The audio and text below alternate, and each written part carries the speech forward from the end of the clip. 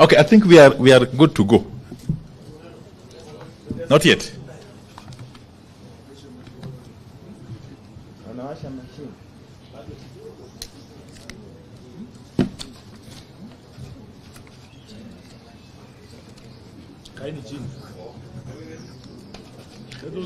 Hawa ngano kuja ndani wakae chini. Atoke hapo.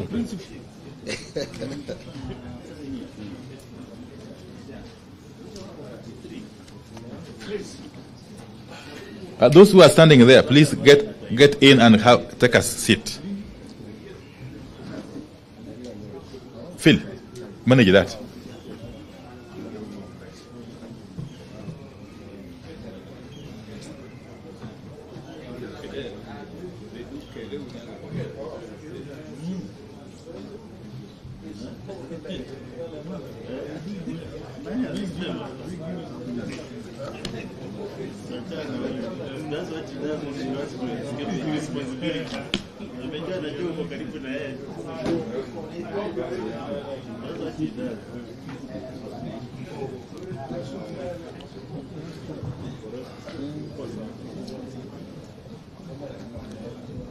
This fellow looks like the way he is, like he has suspended.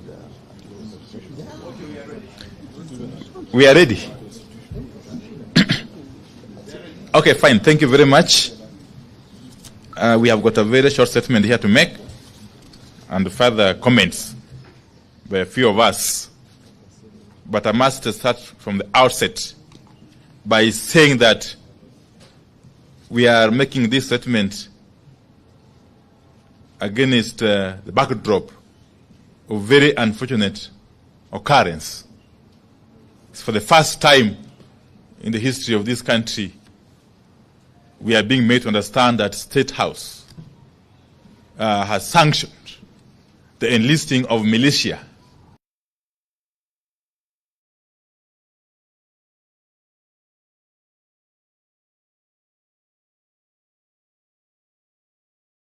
against the people. Because that's exactly what happened in State House on Saturday morning, and it's exactly what was followed by a statement which was issued by Kenya Kwanza. So we are standing here before you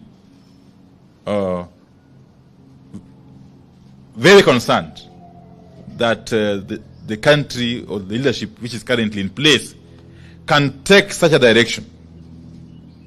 But let me say this, first and foremost, that we are here to confirm that the peaceful protests are planned for Wednesday, Thursday, and Friday this week are on, as earlier declared by our leaders. These protests will go on in line with Article 37 of our Constitution, which, as you all know, provides for freedom of peaceful assembly and picketing. And no person, no authority has got the power to suspend the operation of Article 37 of our Constitution. No person, no authority, no agency, not William Ruto, not Kithure Kindiki, not Ndiritu Gachagua. Gachagua who? Yes. No person and anybody purporting to stop demonstrations is deluding themselves, because they have got no that power or authority. Now we can also confirm that the signature collection is also going on and will proceed side by side with the protests. This exercise is also protected under Article 1 of our Constitution. The people have decided to act directly. And who are we to go against the wishes of the people? And having said this, we wish to set the record straight on a couple of things that Kenya Kwanza got wrong last week in their response to the ongoing protests. Now, Kenya Kwanza claimed that protesters are being paid. Now, for anyone to claim that those protesters who came out in hundreds and thousands in places like Emali, Busia, Kitale, Kilifi, Kakamega, Machakos, and Nairobi, among other places, were paid is to be extremely insincere and to live in deep denial. And that should worry Kenyans. A regime in denial and deep slumber is a very dangerous regime. And Kenya Kwanza is one such regime, as we all know by now. Now, we are shocked at how fast Kenya Kwanza has lost contact with the people and how they don't understand what Kenyans are going through. Kenya Kwanza claims that the protests are not about the cost of living. In their view, the cost of living is not so high as to warrant protests. That is how a regime that has abandoned people's agenda thinks. And Kenya Kwanza is obviously one such regime. Because Kenya Kwanza does not seem to understand or know how hungry and angry Kenyans are. And like a broken record, Kenya Kwanza is stuck, still talking about the handshake of 2018, the Nusumukate of 2008, and so on and so forth. Kenyans are past that stage. And since they lack imagination, Kenya Kwanza is the only political formation still thinking and talking about these handshakes and the rest.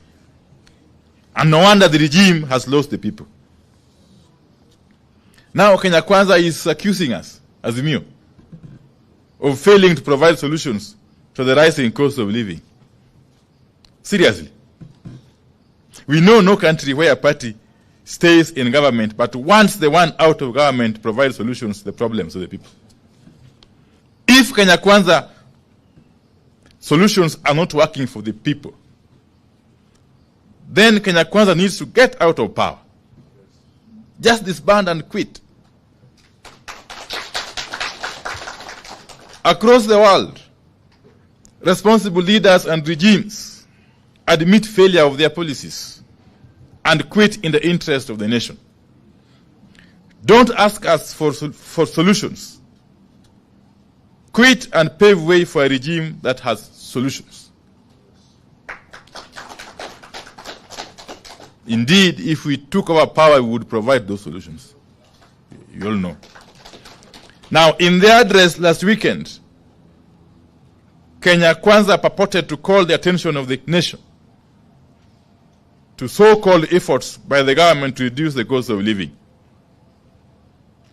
But they could not point to any such efforts. If there's an effort to lower the cost of living, Kenyans will notice it. And Kenya Kwanza would not need to be explaining itself or struggling to explain itself. The truth is, there are no such efforts to lower the cost of living. How can raising of taxes on fuel from 8 to 16% be classified as an effort to lower the cost of living? Now, Kenya Kwanza is telling us that the government has hired some 55,000 teachers. Now, so what? That isn't a favor. They are supposed to be hiring teachers anyway. But they are missing the point. People eat food, and people want food. Even the teachers they are crying about, even the teachers are crying about the cost of living and high taxes and low salaries. Hiring teachers doesn't reduce the cost of living. What is the point in hiring a teacher, then taking away his entire salary through taxes? What is the point in hiring workers and turning them into slaves? We encourage Kenya Kwanza to move past generalities of constantly reminding Kenyans that Kenya Kwanza is a legitimately elected government. People want food. People don't eat government, legitimate or illegitimate. Yeah. Give them food, and they leave the streets. Yes. Yeah. the legitimacy or credibility of any government is seen in the way it governs and treats people. If a regime is a failure, like Kenya Kwanza is, it does not matter how legitimate or otherwise it is, because people simply want food. Now, Kenya Kwanza is talking about the Hustler Fund and the plan to roll out the next phase and so on and so forth.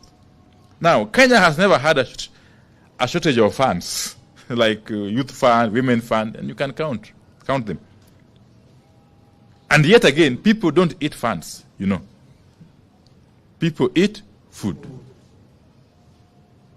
And people don't eat in faces.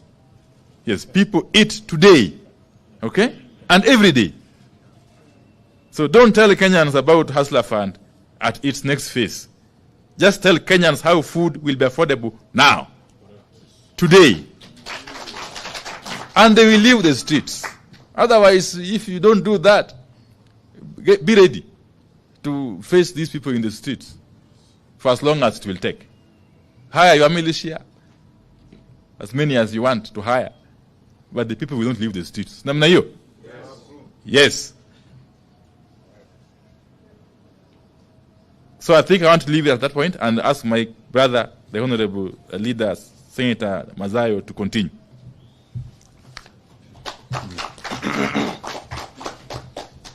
Yes. Sorry. I'll continue from where my brother Opio has left. We do not understand Kenya Kwanza's obsession with saying and doing what Kenyans have not asked for. As far as we know, Kenyans have never asked for funds to be launched.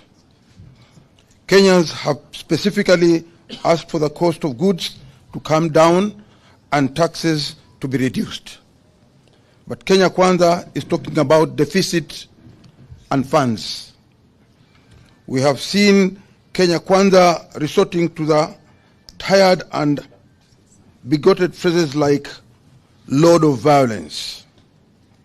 It won't work. People don't care. All that the people want is food.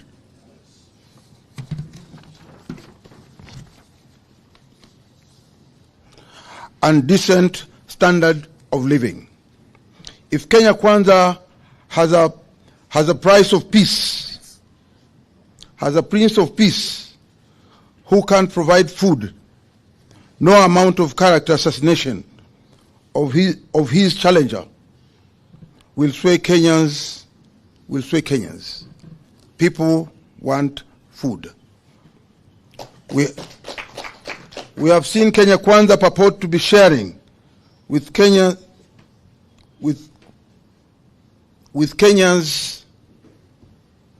the Right Honorable Raila Odinga's political history.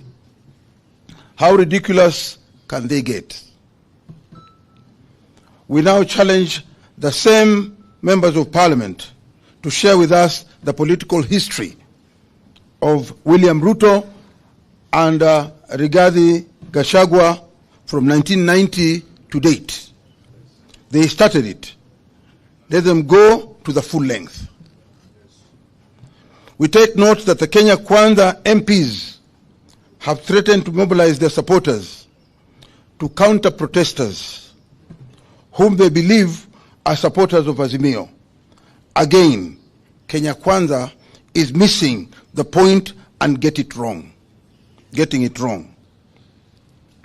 The thousands of Kenyans turning up for protests are not just Azimio supporters.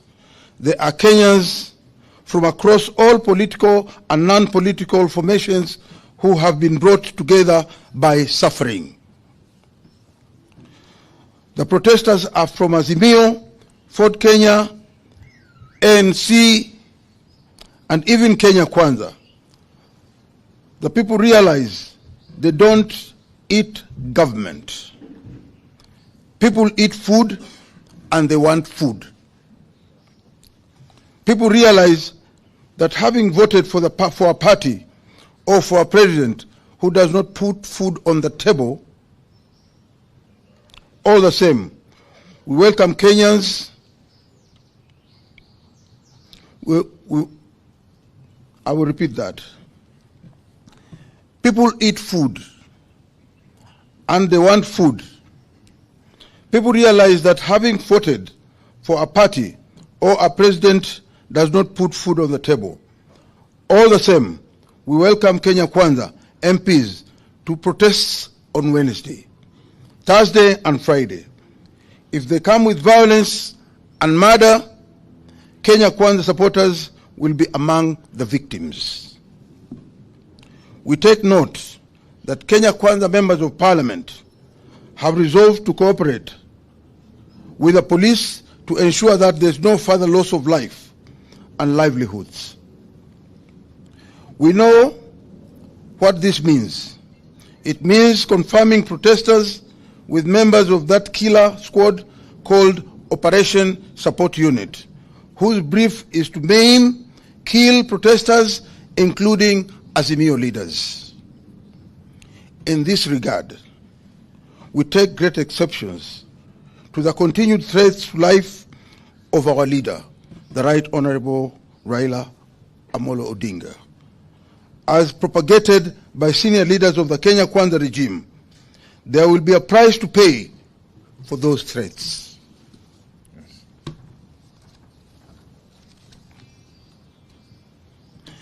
We are shocked that Kenya Kwanza is talking of those who orchestrate, plan, and finance violence, and occasion mass displacements of civilian population and business deemed to be owned by people from other communities. That sounds like Kenya Kwanza. The sponsors of the greatest violence and murder and displacements in Kenyan history are in Kenya Kwanza. Kenya Kwanza members of parliament need to know the history of the leaders of their parties, of their party. The men and women who have sponsored violence, evicted communities, and taken over their land and businesses are in Kenya Kwanza. It is clear that Kenya Kwanza is struggling on all fronts. We call on Kenyans to wake up to the reality that we are on our own and we have to fight for ourselves.